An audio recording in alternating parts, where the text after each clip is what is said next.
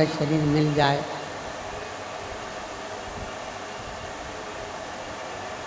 और मालूम पड़े कि हम भगवान देवाधिदेव महादेव की अविरल भक्ति से दूर हैं,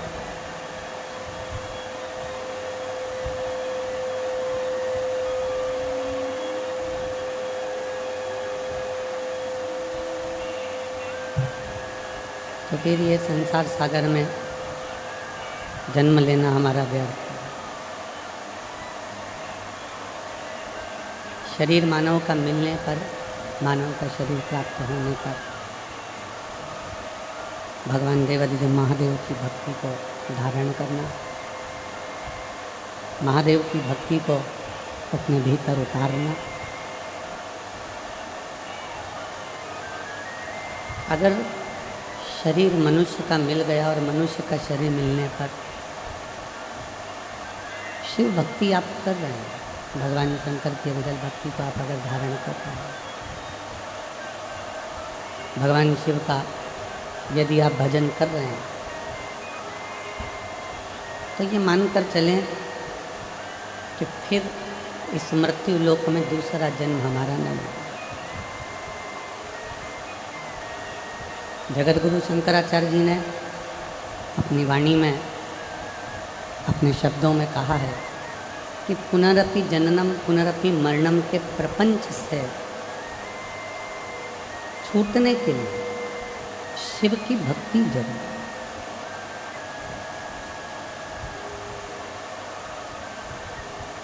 भगवान शंकर की अविरल भक्ति जरूरी है।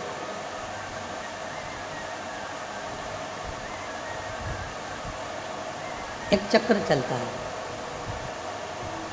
हमारे जन्म और मरण का, बार बार जन्म लेना, फिर मर जाना, फिर जन्म लेना, फिर मर जाना, फिर जन्म लेना, फिर मर जाना। ये जन्म और मरण का जो चक्र है, इस चक्र का पहिया शिव रोक सकते हैं। इस चक्र का पहिया भगवान देवाधिदेव महादेव रोक सकते हैं। और केवल वो रुकता कैसे है? आपके शंकर का गुणगान करने से। आप अगर शिव जी के मंदिर जा रहे हो, शंकर की भक्ति कर रहे हो, शिव की भक्ति को अपने हृदय में उतार रहे हो, धारण कर रहे हो, तो समझ लो कि आपका बार बार फिर जन्म नहीं है।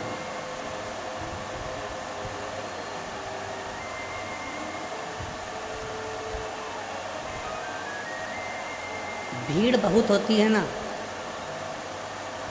तो लोग धक्का मारते हैं। जब बहुत ज़्यादा भीड़ होती है तो लोग धक्का देते हैं, धक्का मारते हैं। बोलो सही है कि गलत है? आप बहुत भीड़ है तो लोग आपको धक्का देंगे, धक्का मारेंगे।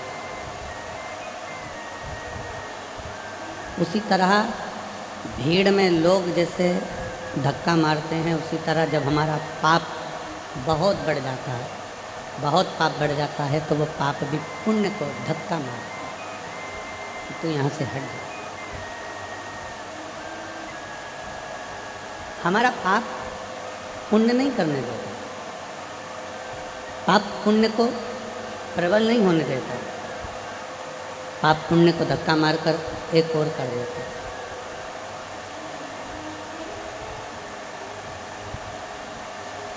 शिव महापुराण की कथा कहती है कि बहुत भीड़ होने पर लोग धक्का देते हैं, उसी तरह पाप भी पुण्य को धक्का देता है कि तू एक और हो जा, इसको पाप करने दे, इसको पाप और बढ़ाने दे।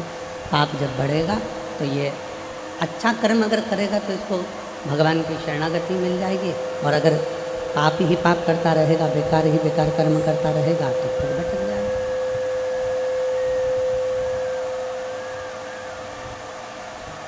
फिर पुनः भटक जाएगा। तो शिव महापुराण की कथा कहती है, जैसे भीड़ धक्का देती है, बहुत भीड़ होने पर धक्का लगता है, उसी तरह शिव महापुराण की कथा कहती है, जब हम भगवान शंकर को एक लोटा जल समर्पित करते हैं, शिव जी की अविरल भक्ति को धारण करते हैं, शंकर भगवान के भजन में हम डूबे रहते हैं, श्री शिवाय नमस्तुभ्यम हम जपते रहते हैं, भगवान शंकर का गुणगान करते रहते हैं, तो भगवान शिव भी हमें उन्नति की ओर बढ़ाने के लिए, आगे बढ़ाने के लिए एक थोड़ा सा धक्का मार ही देते हैं और हम उन्नति की सीढ़ी पर चढ़ ही जाते हैं। मान लो यदि किसी एक लक्ष्य को आप लेकर बैठे हैं,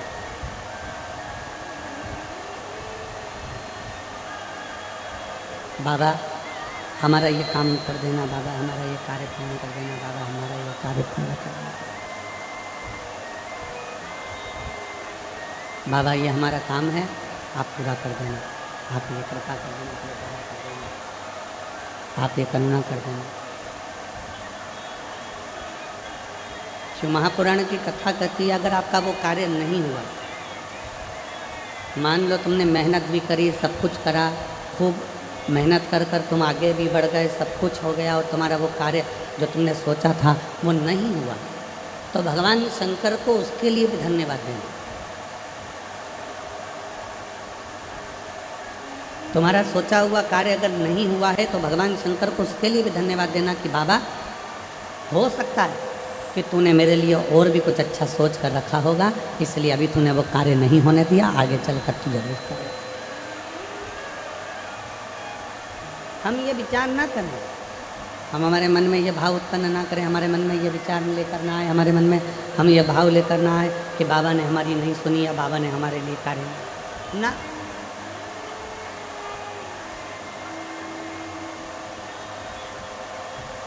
जितने इस पवित्र पावन प्रांगण के अंदर बैठकर, इस फरीदाबाद की पवित्र भूमि पर बैठकर शिव महापुराण की कथा का लाभ ले रहे हैं, जितने भगवान शंकर की कथा का रसतत्व ग्रहण कर रहे हैं, भगवान शिव की कथा को सुन रहे हैं,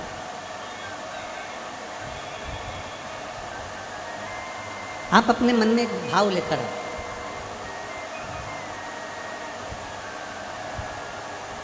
कि भोले बाबा, भगवान शिव, माँ जगत जननी माता जगदम्बा पार्वती हमारे माता पिता, और हम छोटे से एक बच्चे, हम बहुत बड़े नहीं, हम बहुत छोटे हैं। बड़े बने रहने में कहीं ना कहीं तकलीफ हो जाती है, छोटे बने रहने में कोई तकलीफ नहीं। यहाँ जितने बड़े बड़े बैठे हैं ना, जितने यहाँ पर बड़े बड़े अधिकारी बैठे हों, फैक्ट्री के मालिक बैठे हों, जितने पदाधिकारी गण बैठे हों, जितने 2-4 मकान, बंगला, गाड़ी, ज़मीन, जायदाद के खूब पैसे वाले भक्त बैठे हों, तो उनसे पूछना कि एक साधारण सा भक्त और एक धनपति, दोनों में क्या अंतर है? जो ज़्यादा बढ़ता चले जाता है, मानसिक टेंशन उसको बढ़ता चलेगा। जो साधारण है, एकदम छोटे से मकान में रह रहा है, अपनी ज़िंदगी मस्त होकर जी रहा है, 2 रोटी प्रेम की खा रहा है, गाड़ी है, धर्मपत्नी, बच्चे अच्छे से पढ़ाई भी कर रहे हैं, सब कुछ अच्छी ज़िंदगी जी रहा है, उसको कोई टेंशन नहीं, वो अपना जीवन जी रहा है।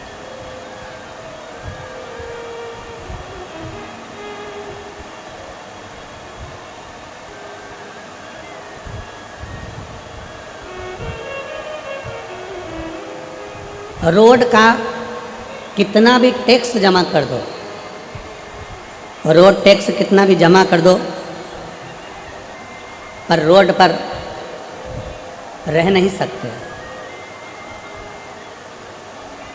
आप लोग जब गाड़ी उठाते हैं, 4 व्हीलर गाड़ी खरीदते हैं, 2 व्हीलर गाड़ी खरीदते हैं या बड़ी कोई गाड़ी खरीदते हैं, तो उसमें रोड का टैक्स जमा होता है। रोड का टैक्स कितना भी जमा कर दो, पर आप रोड पर रह नहीं सकते, आप मकान बनाकर रोड पे नहीं रह सकते। तो आप कहो कि हमने रोड का टैक्स जमा करा, हम तो यहाँ मकान बना के रहेंगे, हमने रोड का टैक्स जमा करा है, हम तो यहाँ बीच रोड पे हमारी गाड़ी खड़ी करके हम तो यहाँ 4 घंटे तक, 8 घंटे तक, 10 घंटे तक, 12 घंटे, 24 घंटे खड़े रहे। नहीं, रोड का कितना भी टैक्स जमा कर दो, पर रोड पर तुम रह नहीं सकते। उसी तरह परिवार, कुटुंब, कबीला और दुनिया के लिए तुम कितना भी कर दो, पर तुम्हें कोई अच्छा कहने वाला नहीं मिलेगा। आखिरी में तुम्हें ताने सुनना ही पड़ेगा। तुम रोड का टैक्स जैसे जमा करते हो तो रोड पर मकान नहीं बना सकते, रोड का टैक्स जमा करते हो तो रोड पर तुम रह नहीं सकते, रोड का टैक्स जमा करते हो तो रोड पर तुम अपनी गाड़ी 24 घंटा 36 घंटा खड़े नहीं कर सकते, रोड का भले तुम टैक्स जमा कर दो पर रोड पर तुम मकान बनाकर नहीं रह सकते, रोड पर तुम रह नहीं सकते। उसी तरह संसार के लिए, परिवार के लिए, कुटुंब के लिए, बेटों के लिए, बेटी के लिए, भाई के लिए, बंधु के लिए, सखा के लिए, बहन के लिए, रिश्तों के लिए, नातों के लिए, परिवार के लिए तुम कितना भी करना, अपनों के लिए कितना भी कर लेना, चाहे पराई के लिए कितना भी कर लेना, पर तुम्हारे लिए कोई अच्छा नहीं कहेगा। तुम इस विचार को छोड़ दो, तुम इस मन से ये विचार निकालो कि कोई तुम्हारे लिए अच्छा कहे। पर शिव महापुराण की कथा कहती है, रोड का टैक्स जमा करो पर रोड पर मकान नहीं बना सकते हैं, दुनिया के लिए कितना भी कर लो पर अपशब्द सुनने को ही मिलता है। पर शिव महापुराण की कथा कहती है कि शंकर को अगर तुमने भूल से भी एक लोटा अगर जल समर्पित करा है, तुम्हारे मरने से पहले, मरने के बाद की गारंटी तो हम भी नहीं देते और ना हमारा शिव पुराण देता है, यहाँ तो जीते जी की गारंटी। कई लोग कहते हैं कथा सुनोगे तो बैकुंठ चले जाओगे, बैकुंठ में तुम्हारा निवास होगा। हमने अपनी व्यासपीठ से आज तक नहीं कहा कि तुम बैकुंठ जाओगे कि नरक जाओगे, क्योंकि हम खुद भी जाकर देख के नहीं आए, तो तुमको काहे को बोले कि तुम बैकुंठ जाओगे कि नरक जाओगे। और जो तुमसे कहे कि बैकुंठ जाओगे कि नरक जाओगे चर्चा करे, तो तुम उनसे कह देना महाराज जी घूम कर आए हो क्या, ऊपर देख कर आए हो क्या, जो गया वो कैसे बता सकता है कि बैकुंठ गया कि नरक गया। तो बैकुंठ और नरक की चर्चा वेदव्यास जी ने शिव महापुराण में नहीं करी। बैकुंठ और नरक की चर्चा मेरे वेदव्यास जी वर्णन नहीं करते। मेरे वेदव्यास बाबा शिव महापुराण के 24,000 श्लोक में 12 खंड में इन संहिताओं के अंतर्गत, इन लीलाओं के अंतर्गत भगवान शंकर की गणना कर कर कहते हैं कि पूरा स्वर्ग और पूरी नरक इसी पृथ्वी पर है। बस आप शिव महापुराण की कथा कहती है, जब एक लोटा जल हम देवाधिदेव महादेव को समर्पित करते हैं, शंकर जी को जल चढ़ाते हैं, तो तुम्हारा चढ़ाया गया जल तुम्हारे मरने के बाद क्या देगा, इसका वर्णन शिव पुराण नहीं करती। पर शिव पुराण कहती है कि तुम्हारा अगर एक लोटा जल तुम महादेव को चढ़ा रहे हो तो यह पक्का है कि तुम्हारे मरने से पहले वो जल तुम्हारा तल जरूर बदलेगा, ये निश्चितता है।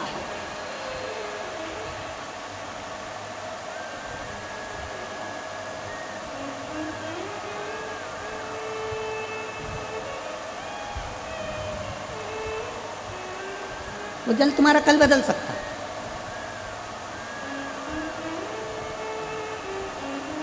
आपने शिव जी को जल चढ़ाया है, वो चढ़ाया गया जल तुम्हें फल दे सकता है। पौधे किस किस के यहाँ लगे हैं? पौधे, गमला, काय का भी पौधा लगा है, लगा तो है तुम्हारे घर में। पौधे जिन जिन के यहाँ लगे हैं, रोज पानी देते हो कि नहीं देते हो? जम के बोलो जरा, जम के देते हो। फल रोज आते हैं क्या उसमें? जम के बोलो, नहीं। फूल रोज आते हैं क्या उसमें? नहीं। फल भी समय पर आएंगे, फूल भी समय पर आएंगे। कर्तव्य तुम्हारा है कि पौधे में रोज पानी देना है। फल भी आएगा, फूल भी आएगा, समय आएगा तो फल फूल दोनों प्राप्त होंगे। बस पौधे में पानी डाले जाओ तो फल फूल तुम्हें मिलेंगे जरूर। तुमने पानी डालना बंद करा तो फल फूल तुम्हें प्राप्त नहीं होंगे। उसी तरह शंकर पर एक लोटा जल चढ़ाए जाओ, चढ़ाए जाओ, चढ़ाए जाओ, मेरा भोले बाबा उसका फल तुम्हें जरूर देगा। थोड़ा समय लग सकता है, निश्चित समय पर देगा। थोड़ा समय लग सकता है, थोड़ा समय लगेगा।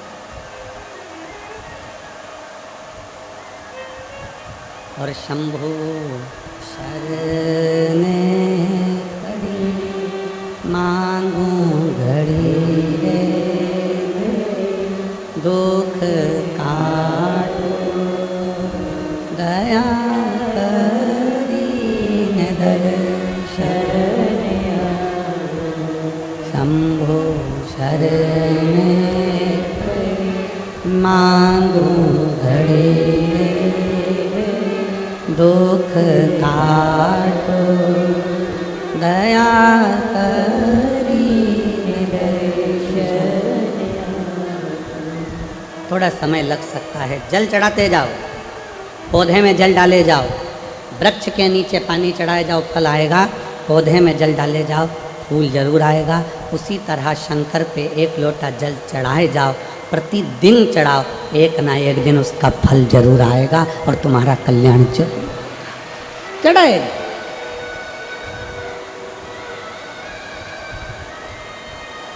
कोई जल्दी बनता है, कोई लेट बनता है। शंकर को जल चढ़ाने वाला एक दिन सेठ जरूर बन। थोड़ा समय लग सकता है, थोड़ा थोड़ा आगे पीछे हो सकता है, समय आगे पीछे होगा, पर होगा जरूर।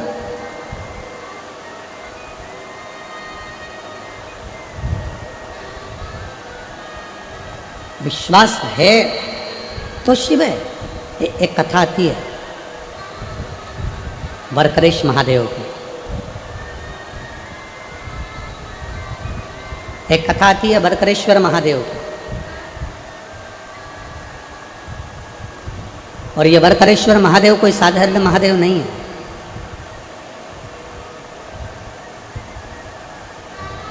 एक बड़ा सुंदर सा चरित्र आता है।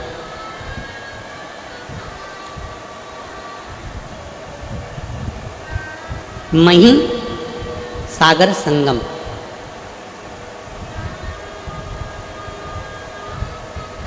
दुनिया का एक ऐसा तीर्थ मही सागर संगम, जहाँ पर मही नदी सागर में जाकर मिलती है, तो उसको मही सागर संगम कहते हैं।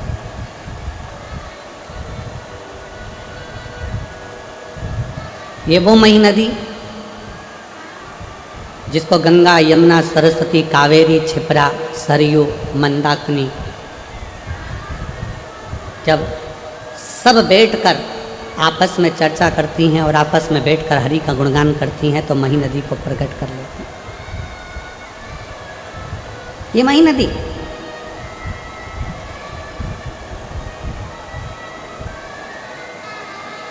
मध्य प्रदेश से निकलती हुई, राजस्थान से होती हुई सागर में जाकर मिल जाती है,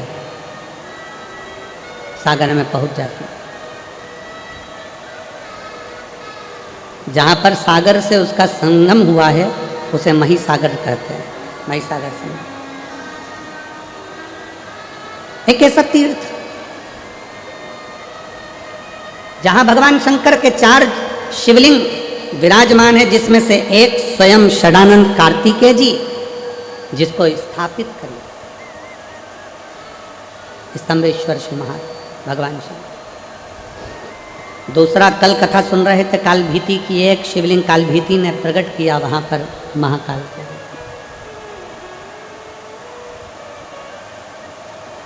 एक स्वयं सिद्धनाथ के रूप में, सिद्धेश्वर के रूप में प्रकट किया, और दूसरा है वरकरेश्वर महादेव।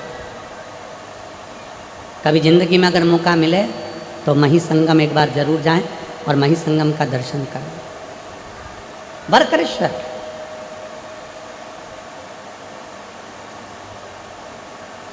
गुजरात की पवित्र भूमि पर जाकर ये मही नदी सागर में जाकर समाहित होती है। ऐसा पवित्र भूमि है वह मही सागर। मही सागर संगम का ये पवित्र संवाद वरकरेश्वर महादेव का एक बड़ा सुंदर चरित्र वर्णन आता है। एक भटकती भटकती एक बकरी भटकती इस पवित्र मही सागर संगम के पास पहुंच जाती है। अब चींटी को नहीं मालूम है कि मथुरा कौन सा है, कि वृंदावन कौन सा है, कि काशी कौन सा है, कि द्वारका कौन सा है, कि जगन्नाथ कौन सा है, कि बद्रीनाथ कौन सा है, कि केदारनाथ कौन सा है, कि रामेश्वरम कौन सा है। ये चींटी को नहीं मालूम। पक्षी को नहीं मालूम कि कहाँ द्वारका है, कहाँ जगन्नाथ है, कहाँ काशी है, कहाँ मथुरा है। जीव जंतु को नहीं मालूम कि कहाँ कौन सा तीर्थ है। केवल एक मनुष्य, मानव का देह, मानव का शरीर, जिसको मालूम है कि मथुरा कहाँ है, जिसको मालूम है काशी कहाँ है, जिसको मालूम है गोवर्धन कहाँ है, जिसको मालूम है वृंदावन कहाँ है, जिसको मालूम है उज्जैनी कहाँ है, जिसको मालूम है सोमनाथ कहाँ है, जिसको मालूम है नागेश्वर कहाँ है। केवल एक मानव, मनुष्य।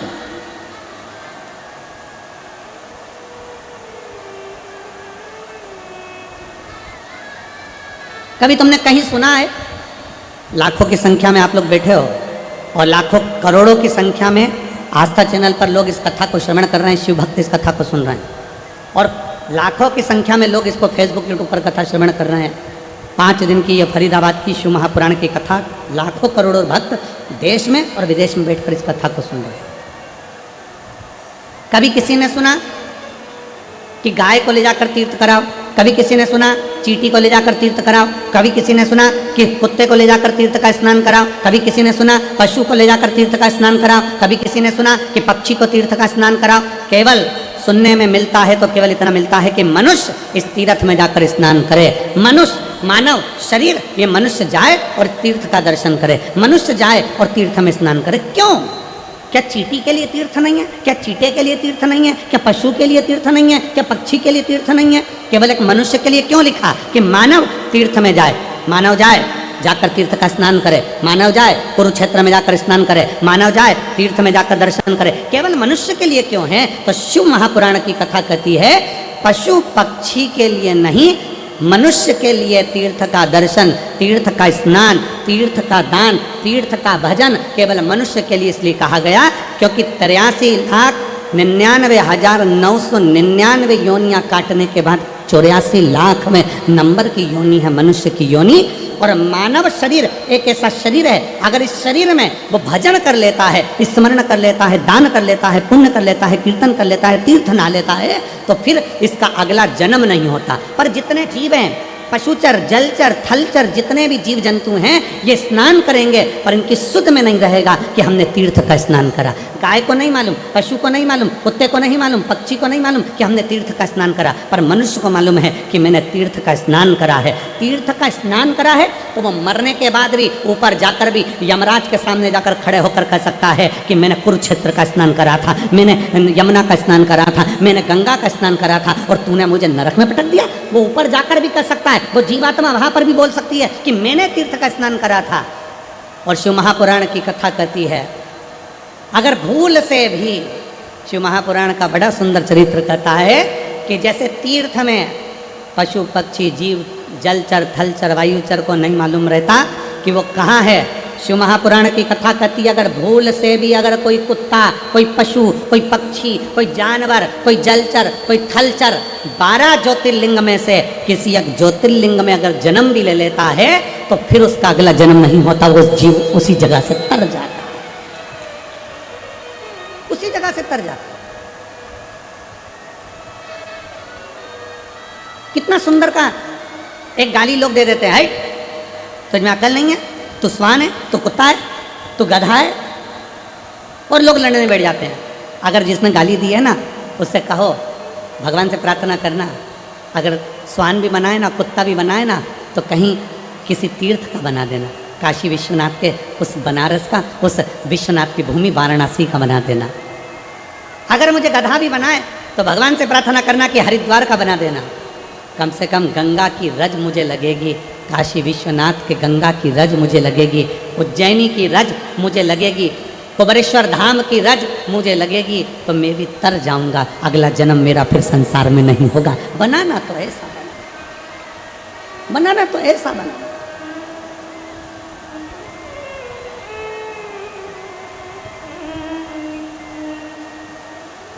और शंभो शरणे पड़ी मांगू घड़ी रे दुख काट दया करीन दर्शन आको।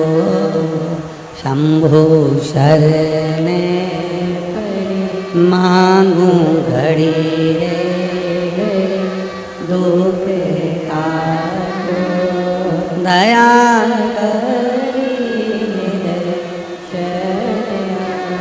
शिव कथा कर रही है, भगवान शंकर का संवाद कर रहा है, शिव महापुराण कर रहे। बकरी को नहीं मालूम था कि ये महिसागर संगम है।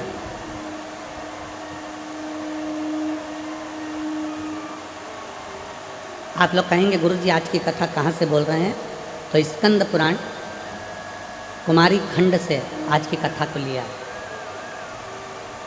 स्कंद पुराण का ये पवित्र चरित्र, शिव महापुराण के अंतर्गत स्कंद पुराण का ये छोटा सा भाव लिया गया। कोई तुमसे पूछे ये महिसागर की कथा गुरुजी कहाँ से लेकर आ गए, ये सुंदर बरकरेश्वर महादेव की कथा कहाँ से लेकर आ गए, तो महिसागर संगम कथा स्कंद पुराण कुमारी खंड से बोली जाए। एक बकरी, उसको नहीं मालूम बकरी को तीर्थ क्या है, बकरी को नहीं मालूम कि क्या धाम है, बकरी को नहीं मालूम कि कहाँ।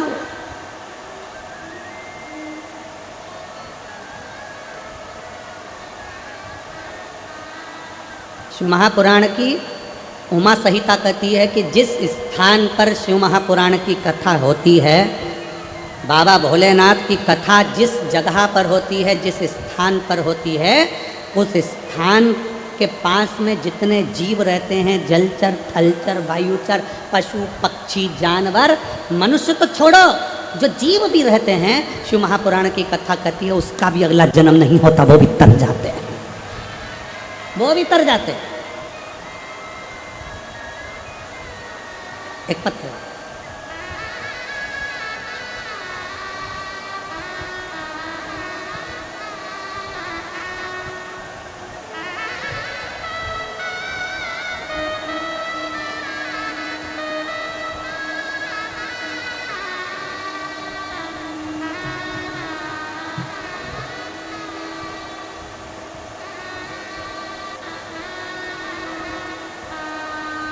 मैं हरियाणा की, क्या लिखा, प्रिय जिले के असदपुर खेड़ा की रहने वाली, असदपुर खेड़ा की रहने वाली हूँ। मैं 3 साल से ये पत्र जिसमें दिया है, राम जी का फोटो बना है, जिन्हें दिया है वो अगर बैठी हो तो हाथ हिला सकती है। राम जी का फोटो बना है इसमें, अगर कहीं बैठी हो तो हाथ हिला सकते हैं, और अगर बैठी हो तो एक बेलपत्र लेने के लिए आ सकती हैं। मैं 3 साल से सरकारी नौकरी की तैयारी कर रही थी गुरुजी। मैंने 3 साल पहले पेपर दिया, उसमें भी मेरा सिलेक्शन नहीं हुआ। 3 साल तक मैं रेगुलर पेपर देती रही, पर मेरा कोई सिलेक्शन नहीं हुआ। गुरुदेव, अब मैं करूं तो करूं क्या? तब मैंने आपकी कथा सुनना प्रारंभ करी, और आप कहते हो कि दिल से पढ़ो, दिल से अध्ययन करो, 4 गुना पढ़ाई करो और 4 गुना अध्ययन करो। मैंने वो भी कर कर पढ़ाई करी, एग्ज़ाम दिया, पर उसका भी कोई रिजल्ट नहीं। अब करूं तो करूं। तब मुझे मन में आया कि सीहोर वाला गुरुजी कहता है कि पशुपतिनाथ का व्रत करो, और मैंने पशुपतिनाथ का व्रत करना प्रारंभ करा। गुरुदेव, आप कहते हो कि पंडाल में बैठकर कथा का रसपान करो। मैंने पंडाल में बैठकर भी कथा का रसपान किया, और बाबा ने क्या मुझे दिया पंडाल में बैठ के कथा सुनने का फल। शायद दुनिया के लोग कहते होंगे कि पंडाल में बैठकर कथा सुनना, हम कहते हैं पंडाल नहीं, जिस जगह पर शिव महापुराण की कथा होती है वो पंडाल नहीं, वहाँ की मिट्टी कंकर शंकर बन जाती है, और बाबा हमारी बात को सुनता है। गुरुदेव, हमने कथा सुनना प्रारंभ करी, पंडाल में बैठकर पशुपतिनाथ का व्रत किया, और बाबा की कृपा से जो 3 साल पहले मैंने एग्ज़ाम दिया था, उस 3 साल पहले के एग्ज़ाम का रिजल्ट आ गया, और बाबा की कृपा से मैं हरियाणा पुलिस में भर्ती हो गई। मैं बाबा को यहाँ धन्यवाद देने के लिए आई। एक शिव तत्व लाइन अच्छी लिखी है, आप और हम गुनगुनाते हैं। और अभी मेरी ट्रेनिंग गुड़गांव में चल रही है। खाली ना जाता दर से तुम्हारे, खाली ना जाता कोई दर से तुम्हारे, मैं भी खड़ी हूँ बाहें पसारे, अपने से लगा लो गिना जा रहा हूँ, उठा लो भोले अपने दर, अब तो न टालो, गिरी जा रही हूँ, उठा लो। एक विश्वास अपने भीतर दड़ी करे, एक भरोसा अपने भीतर दड़ी करे। एक जीव जंतु को नहीं मालूम कि हम कहाँ पर हैं, एक पशु को नहीं मालूम कि हम कहाँ पर, एक पक्षी को नहीं मालूम कि हम कहाँ पर हैं।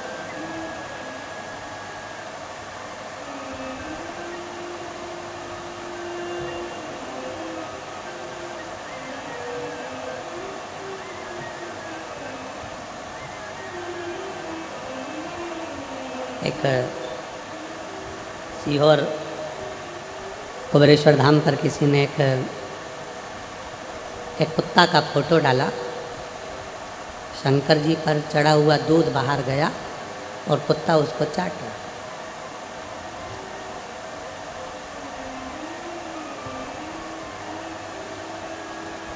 फोटो डालकर उसने लिखा कि गुरु जी से कहना कि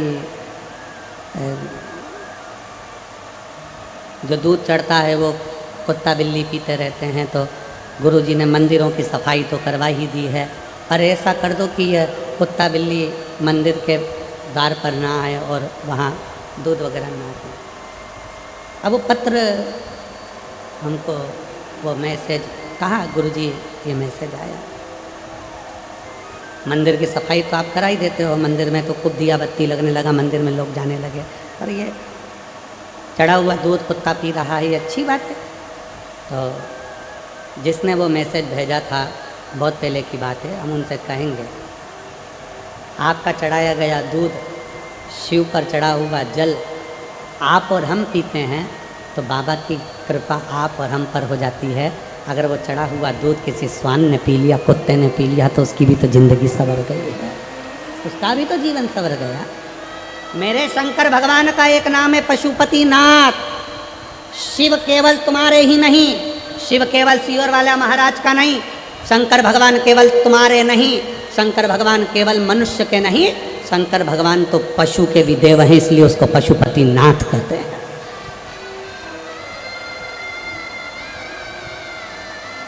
शिव पक्षियों के भी देव हैं। ये जितने पक्षी उड़ते हैं, इनका अगर कोई देव है तो शंकर भगवान, इसलिए उनको श्रम्भेश्वर महादेव कहा जाता है। पक्षी का रूप रखकर भगवान शंकर ने, भगवान नारायण नरसिंह बनकर आए थे और बहुत गुस्सा कर रहे थे, तो पक्षी का रूप रखकर शंकर भगवान ने अपने पंजे में उनको पकड़ा और ले जाकर बद्रीनाथ में अलकनंदा नदी में उनको डाल दिया नरसिंह भगवान। इसलिए आज भी जहाँ पर ताप्ती कुंड है, गर्म पानी जहाँ पर आता है, उसके नीचे देखोगे तो एक बड़ी सी शिला मिलेगी, वो नरसिंह शिला है। वहाँ के पंडा जी को पूछना कि नरसिंह शिला कहाँ है तो बता देंगे। आज भी शिव केवल पशुओं के देवता नहीं, वो पशुपति नाथ हैं। शंकर केवल मनुष्य के देवता नहीं, वो विश्वनाथ हैं। शंकर केवल पक्षियों के देवता नहीं, वो श्रमेश्वर नाथ हैं। शंकर भगवान जीव और जंतु के भी देवता हैं। शंकर भगवान एक बकरी एक बकरा का भी देव है, उसका नाम वर्तरेश्वर महादेव है। कोई साधारण है शंकर?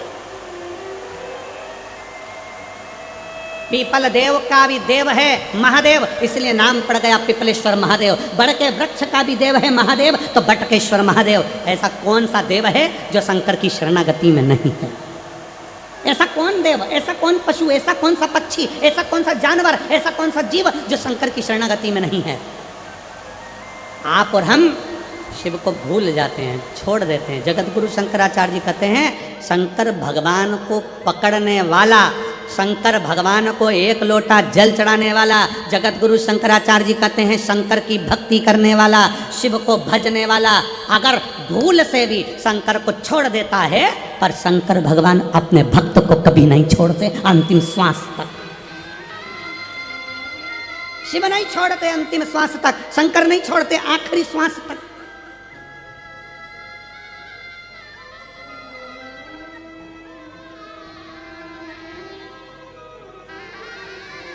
और एक रवा भगत की कथा हमारे उज्जैनी में आती है, महाकाल राजा की रवा भगत की कथा। रवा भगत, एक रवा भगत की कथा आती है जो चंबल नदी के पार रहता था। अब चंबल नदी के पार रहता था रवा भगत, और वो शंकर को बड़ा भजता था। अब रवा भगत शिव को भजने वाला शंकर भगवान की पवित्र भूमि उज्जैनी में महाकाल बाबा का दर्शन करने जाता था। हर महीने का उसका नियम था कि बाबा महाकाल का दर्शन करने जाता। अब महाकाल का दर्शन करने जाता, कभी तो उसको डाकू लूट लेते, कभी उसका पूरा धन छुड़ा लेते। रवा भगत शिव जी का नाम लेते हुए महाकाल महाकाल जय श्री महाकाल, जय श्री महाकाल, जय श्री महाकाल बोलता बोलता चले जाता। कई साल निकलते चले गए, कई साल। उज्जैनी जाए, अवंतिका जाए, छिपरा नहाए, महाकाल का जल चढ़ाए और महाकाल का दर्शन करें। अब तो महाकाल मंदिर में प्रवेश ज़्यादा नहीं होता, पर पूर्व की कथा है जब तो महाकाल मंदिर में महाकालेश्वर और भक्त, इसके सिवा कौन जाते, लोग जल चढ़ाते और अपने घर चले जाते। छिपरा बिल्कुल महाकाल मंदिर के पीछे बहती थी। अभी अभी छिपरा तो महाकाल मंदिर से दूर हो गई, पर छिपरा महारानी महाकाल मंदिर की दीवार और छिपरा महारानी का बहना एक साथ था, इतनी नजदीक से बहती थी। रवा भगत महाकाल बाबा को जल चढ़ाए, छिपरा जी का जल भरे और महाकाल राजा को चढ़ा दे और चल दे। कई साल निकल गए, कई साल। अब एक बार रवा भगत उज्जैनी नहीं पहुंचा, अवंतिका नहीं पहुंचा, अवंतिका नहीं पहुंचा। 1 महीना पूर्ण हो गया, अवंतिका नहीं आया। ध्यान, रवा भगत नहीं आया। 2 महीना हो गया, रवा भगत नहीं आया। 3 महीना हो गया, रवा भगत नहीं आया। अब तो भोलेनाथ को बेचैनी होने लगी और शंकर भगवान माता पार्वती से कहे, माँ जगत जननी पार्वती,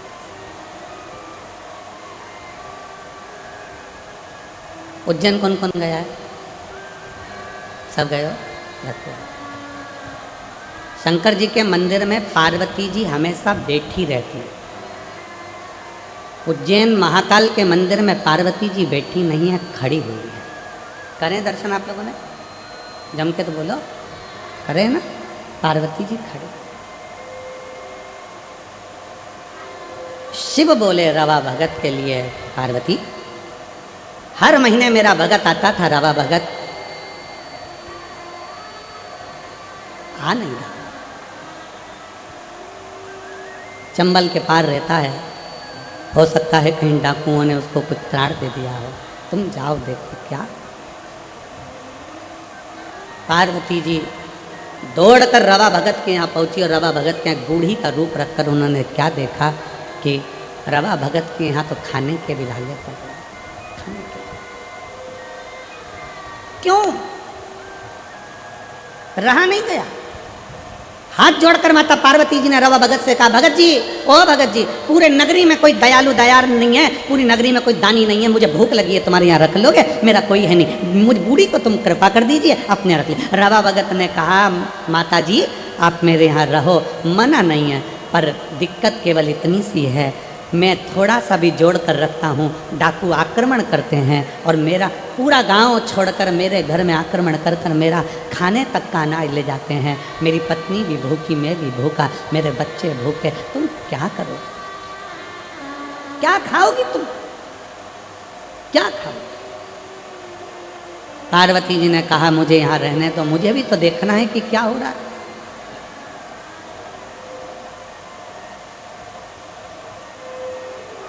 डाकुओं की टोली आई, रवा भगत के यहाँ से सब लेकर चले, अन्न का दाना नहीं। थोड़े दिन होता फिर डाकुओं की टोली आती, रवा भगत के यहाँ से फिर लेकर चली।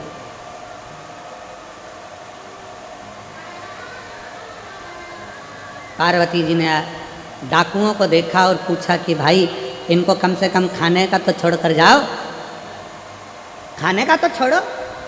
डाकू चिल्लाकर बोले, ये वो भक्त है जो हर महीना महाकाल जाता है, ये वो भक्त है जो हर महीना महाकाल जाता है, हमें देखना है कि महाकाल कब आकर इसको खिलाता है, हमें देखना है महाकाल कब आकर इसको खिलाता है, हमें देखना। पार्वती जी मुस्कुराई, कहा अब तुम भी देखो कि महाकाल कब आकर खिलाता है। डमरू बजाता बजाता एक जोगीड़ा डमरू की नाद करते करते बजाता बजाता आ गया। पार्वती मुस्कुराकर बाहर निकलकर उस डमरू बजाने वाले जोगीड़ा का स्वागत कर मेरे नाथ आ गए। जो आए, डाकू आए, सामान उठाए, वही सामान 4 गुना फिर बढ़ता जा।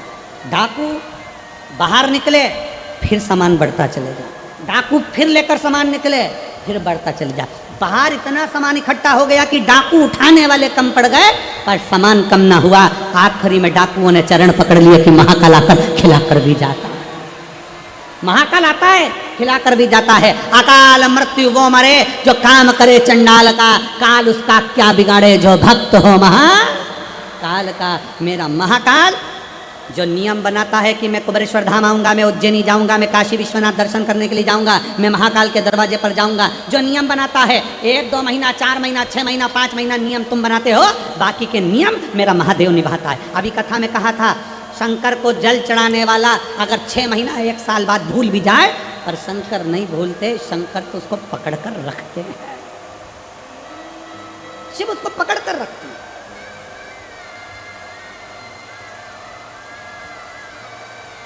आप में से कितनी माताएं जिन्होंने ये सुना होगा कि कुल देवी की पूजन नहीं करो तो रुष्ट हो जाती है? बोलो सुना कि नहीं सुना? अरे जम के तो बोलो। वो देवता की पूजन मत करो तो वो रुष्ट हो जाते हैं। बोलो सुना कि नहीं सुना? अरे जम के तो बोलो सुना। अगर उनको प्रणाम नहीं करोगे तो रुष्ट हो जाते हैं। बोलो सही है। दिवाली पे सास को प्रणाम नहीं करो तो वो भी रूठ जाती है। बोलो सही है कि गलत है? अरे जम के बोलो जरा, ठीक है। करवा चौथ पर पति की पूजन नहीं करो तो वो रूठ जाता। बोलो सही है कि गलत है?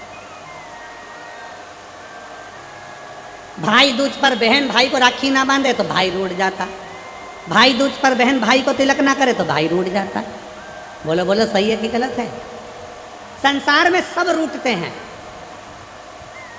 पर शिव महापुराण की विद्येश्वर संहिता कहती है जो एक बार शंकर को जल चढ़ा देता है, शंकर उससे कभी नहीं रूठते हैं, शिव उसके गले लगते हैं, शिव गले लगते हैं। भगवान 33 कोटि देवी देवता अगर तुम्हारे घर में बैठे हैं, तुम्हारे घर में भगवान बैठे हुए हैं, सारे देवताओं को कुछ ना कुछ देना पड़ेगा। शंकर का शिवलिंग तुम्हारे घर के अंदर है, तुम अगर बाहर 1 महीना 4 महीना 6 महीने के लिए चले भी गई हो तो चले जाओ, घर में अगर शंकर का शिवलिंग है, तुम सोचोगे उस पर जल नहीं चढ़ा तो पाप करेंगे, अगर मैंने पानी नहीं चढ़ाया तो शंकर जी श्राप देंगे, मैंने शंकर जी को अगर फूल नहीं चढ़ाया शंकर जी क्रोध करेंगे, मैंने शंकर जी को बेलपत्री नहीं चढ़ाई तो वो गुस्सा करेंगे। नहीं, शिव महापुराण की कथा कहती है तुम्हारे घर के अंदर अगर शंकर का शिवलिंग है, तुम कहीं पर भी चलेगा, 6 महीना 4 महीना 15 दिन 20 दिन 1 महीना कहीं पर भी चले गए, शंकर का शिवलिंग है तो 1 बेलपत्री चढ़ाकर 1 चावल का दाना चढ़ाकर तुम्हारी मर्जी पड़े जहाँ चले जाओ, और 6 महीने क्या 12 साल बाद भी अगर तुम वापिस आओगे तो शंकर कभी तुम्हें पाप नहीं देगा, कभी श्राप नहीं देगा, शंकर शंकर ही रहेगा, शिव शिव ही रहेगा। कुल देवी की पूजन मत करो, कुल देवी रूठ गई। इन देवी की पूजन मत करो, वो देवी रूठ गई। उन देवता की पूजन मत करो, वो देवता रूठ गए। उनका वर्णन मत करो, वो रूठ गए। सास को प्रणाम नहीं करा, सास रूठ गई। बहू की शादी की सालगिरह थी, सास ने विश नहीं करा तो बहू रूठ गई। हमारी मम्मी ने हमको विश नहीं करा, अब मम्मी भी सोचे दिन भर तो विष घोलती है, क्या विष करूं तुझको, करूं तो करूं क्या ना। शिव शिव है, मेरा महाकाल राजा, मेरा महाकाल है भाई। शिव महापुराण की कथा कहती है, शंकर का संवाद कहता है, शिव तत्व कहता है, शिव पुराण कहती है। दुनिया रूठ जाए, दुनिया रूठ जाए, पर मेरा महाकाल कभी नहीं रूठता। दुनिया भटक जाए पर मेरा महाकाल अपने भक्त को भटकने नहीं देता, वो संभाल लेता है और अपने हृदय से लगा लेता है, वो संभाल लेता है, अपने हृदय से लगा लेता है। वो शिव है, शिव ओघड़ दानी है, वो शंकर है।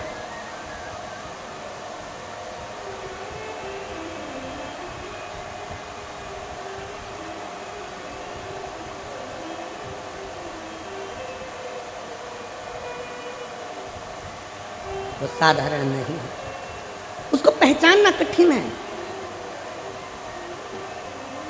और अंत समय प्रभु वचन दिया तो निभाना पड़ेगा। आए ना आए प्रभु कुटुंब कबीरा, अंत समय प्रभु आना पड़ेगा। वचन दिया तो निभाना पड़ेगा, अंत समय प्रभु आना वचन दिया तो दुनिया रूठ जाए, दुनिया भटक जाए, मेरा शिव तुम्हें भटकने नहीं दे सकता।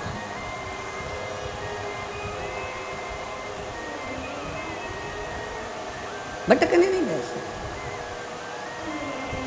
विश्वास, भरोसा, श्रद्धा हमें शिव के करीब में लेकर जाती है, शंकर के पास।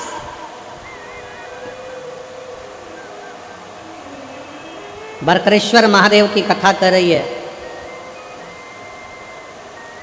बरकरेश्वर महादेव का चरित्र करा है। बकरी को नहीं मालूम कि तीर्थ है, बकरी को नहीं मालूम कि ये तीर्थ है। बकरी तो भटकती भटकती आ गई और महिसागर संगम के तट पर पौधे लगे थे फूल पत्ती के। बकरी प्यासी भी थी और भूखी भी थी। भूखी भी है, प्यासी।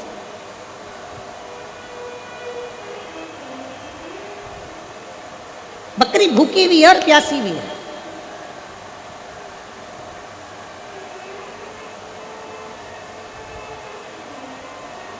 भूख तड़फा रही थी बकरी, प्यास तड़फा रही थी बकरी। दौड़ती दौड़ती बकरी आई और बकरी दौड़ती दौड़ती आकर उसने देखा कि यहाँ बहुत सारे पौधे लगे हुए हैं, उन पौधों में पुष्प भी लगे हैं, पत्तियाँ भी लगी हैं, मैं खा लेती हूँ। बकरी पत्तियाँ तोड़कर खा रही थी, पत्तियाँ तोड़कर खा रही। बकरी को अंदाजा नहीं था कि पास में ही कुछ पौधे ऐसे कांटेदार लगे हुए थे जिसकी पत्तियाँ तलवार का काम करती थी, जिसकी पत्तियाँ तलवार का काम करती थी। बकरी को ये अंदाजा नहीं है।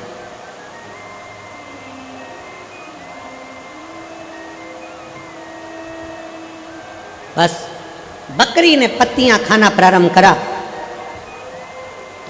बकरी ने पत्तियां खाना प्रारंभ करा और खाते खाते उसका ध्यान नहीं गया, क्योंकि व्यक्ति अपने कार्य में इतना डूब जाता है कि उसको अन्य कार्य का स्मरण नहीं हो पाता। और फिर निवेदन है, अरे मत बुरे कर्म कर वरना पछताएगा, भगवान की आंखों से तू बच नहीं पाएगा, तू बच नहीं पाएगा। अरे ओ अज्ञानी मत करना दानी, अरे ओ अज्ञानी मत करना दानी, तेरे कर्म का फल भी तो ही पाएगा, जैसा किया तूने तेरे आगे आएगा। मत बुरे कर्म कर वरना पछताएगा, भगवान की आँखों से तू बच नहीं पाएगा, तू बच नहीं पाएगा। अरे ओ अज्ञानी मत करना। अपने कर्म अच्छे करते चलो। बकरी को ध्यान नहीं था, वो तो कर रही है, वो तो खाने में लगी है। उसने ध्यान नहीं दिया पास में कांटे लगे, उसने ध्यान नहीं दिया पास में पत्तियां तलवार का काम कर रही है। कोई कोई पौधा ऐसा होता है जिसकी पत्तियां तलवार जैसी काट भी देती है, शरीर पर रगड़ा भी दे देती है। बकरी को अंदाजा नहीं था। आप तो अपना कर्म करो, फल देना उसके एक पत्र है।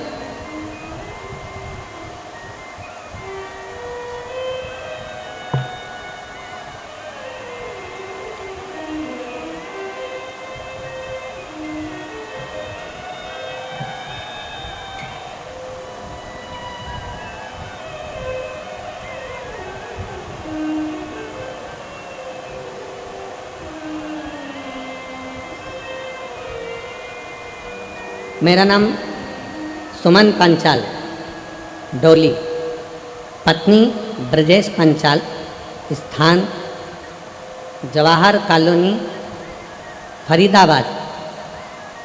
बेटी का नाम साक्षी पंचाल, बेटा आकाश पंचाल, मेरा मोबाइल नंबर ये है। आप लोग अगर एलईडी पर देख रहे होंगे या आस्था चैनल पर देख रहे होंगे तो यह नाम सुमन पंचाल कहीं बैठी हों तो हाथ हिला सकती हैं, और अगर आई हों तो आप ही हैं, ऐसा हाथ हिला दो एक बार वापस हाथ हिलाओ, ठीक है। आ जाइए, एक बेलपत्र ले जाना। बेटी अगर साक्षी आई हो तो वो भी आ सकती है। एक लोटे जल का सारी समस्या का हल। भोले बाबा का कृपा का क्या मैं वर्णन करूं गुरुदेव।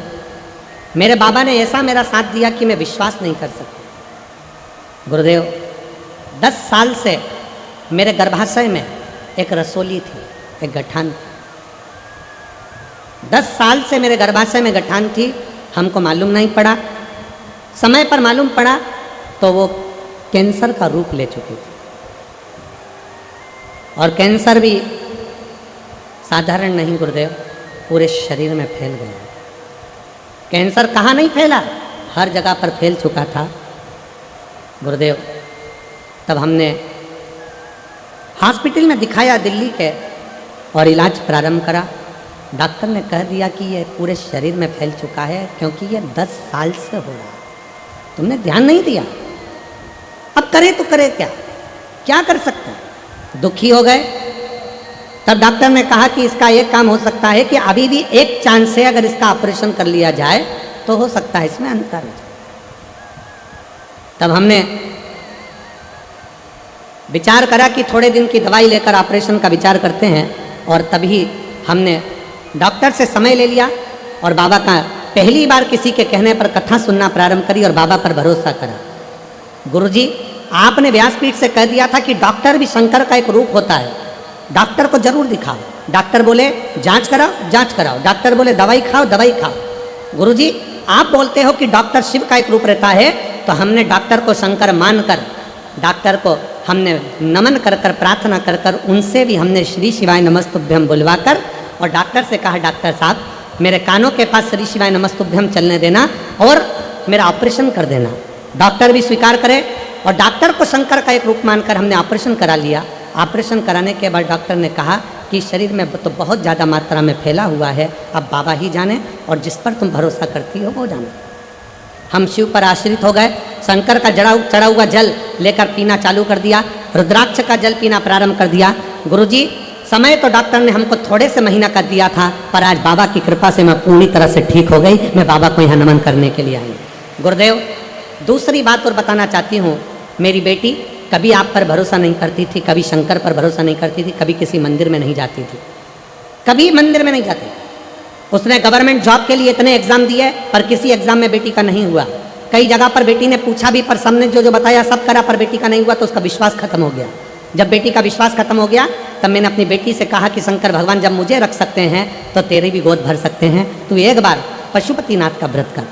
मेरी बेटी कहती है मम्मी क्यों मुझे नौटंकी करने का बोलती हो, क्या होगा पशुपतिनाथ व्रत करने से, 5 दिया लगाने से, 6 दिया लगाने से क्या होने वाला है। मैंने अपनी बेटी से कहती है तू इतने साल से कर रही है प्रयास, तू एक बार पशुपतिनाथ का व्रत कर। मेरी बेटी ने पशुपतिनाथ का व्रत किया, और पशुपतिनाथ का व्रत कर कर पहला व्रत जैसे ही पूर्ण हुआ, मेरी बेटी ने एक एग्ज़ाम 2 साल पहले दिया था। बाबा की कृपा से SBI बैंक में बेंगलोर में मेरी बेटी की सरकारी जॉब लग गई। मैं बाबा को यहाँ प्रणाम करने के लिए आई हूँ, और आज मेरी बेटी बेंगलोर में गवर्नमेंट जॉब कर रही है। मैं बाबा को यहाँ धन्यवाद देने के लिए आई हूँ। ये शिव तत्व है, योग घड़ी है।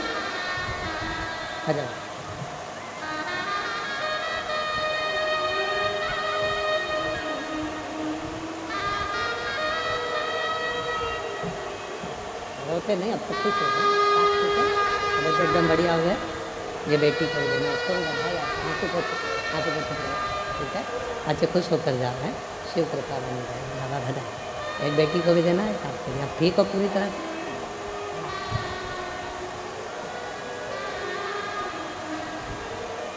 रिश्ता तेरा मेरा सबसे प्यारा,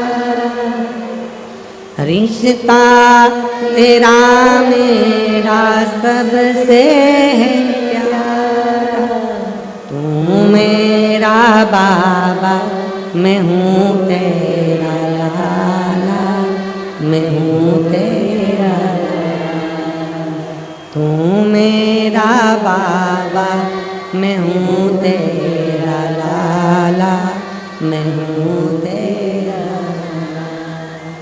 भगवान शिव को अपना बनाने का प्रयास, अपना बनाना। समय लग सकता, देरी हो सकती। कोई कहता है गुरुजी हमने इतनी पूजन पाठ करी, बाबा ने हमारी नहीं सुनी, आज से हम मंदिर जाना बंद कर। ना ना, जाते रहो। कुछ अच्छा सोचा होगा मेरे शंकर ने, कुछ अच्छा सोचा होगा। घर में 2 बहुएं हैं, एक बहू को सास ने पूरा जेवर दे दिया, पूरी प्रॉपर्टी दे दी, और दूसरी बहू को सास ने कुछ भी नहीं दिया, कुछ भी नहीं, कुछ नहीं। और जिसने जेवर लिया, जिसने प्रॉपर्टी ली, उसने निकाल दिया सास को, सास पहुंच गई फिर उसके पास जिसको कुछ नहीं दिया। अब उसको कुछ नहीं मिला, उसने अपने पापा मम्मी से कहा, मम्मी पापा से कहा, पिताजी मेरी सास को मेरी देवरानी ने निकाल कर यहाँ भेज दिया और अब मेरे पास रह रही है। माँ ने कहा बेटा वो तुझे प्रॉपर्टी नहीं दी, कोई बात नहीं, जेवर नहीं दी, कोई बात नहीं, सेवा कर अच्छे से, खूब सेवा कर। सास ने प्रॉपर्टी एक को दी, जेवर एक को दिए, एक बहू को कुछ नहीं दिया। जिसने प्रॉपर्टी जेवर लिए उसके घर में महल अटारी सब बन गया, जिसके पास प्रॉपर्टी जेवर नहीं थे उसने सास की सेवा करी, सास मर कर चली गई। समय ऐसा आया कि जो प्रॉपर्टी जेवर वाली थी उसके बेटों ने कहीं शेयर मार्केट खेला, शेयर मार्केट में सारा की सारा डब्बा गोल हो गया, और जिसके घर में सास रह रही थी उसके बेटा कलेक्टर इंजीनियर बन गया।